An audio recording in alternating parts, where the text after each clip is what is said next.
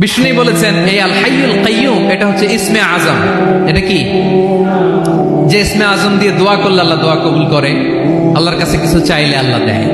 এক সাহাবী দোয়া করতেছে ইয়া হাইয়ু ইয়া কাইয়ুম, বিষ্ণু নবী বলে এই সাহাবী তো ইসমে আজম দিয়ে দোয়া করতেছে। তাহলে দোয়ার সময় বলবেন ইয়া হাইয়ু ইয়া কাইয়ুম, পারবেন? বলেন ইয়া হাইয়ু ইয়া কাইয়ুম। আল্লাহর এই দুটো নাম ধরে ধরে আল্লাহরে ডাকবেন, তাইলে ওই দোয়া কবুল। পারা যাবে? বিশ্বনবী দোয়াতে বলতেন ইয়া হাইয়ু ইয়া কাইয়ুম বিরহমাতিকা আস্তাগীথ আসলিহ লি শা'নি কুল্লাহু ওয়া লা তাকিলনি ইলা নাফসি তারফাতা আইন। ও হাইয়ু ওয়া কাইয়ুম, ও শাশ্বত চিরঞ্জীব আল্লাহ, আসলিহ লি শা'নি কুল্লাহ, আমার সব কিছুকে আপনি ফিক্স করে দেন, ঠিক করে দেন। এক পলকের জন্য, এক চোখের পলকের জন্য আমার কোনো কাজ আপনি আমার উপর ছেড়ে দিয়েন না। সব কাজ আমি আপনার কাছে সুপর্দ করে দিলাম। সুবহানাল্লাহ পড়ে।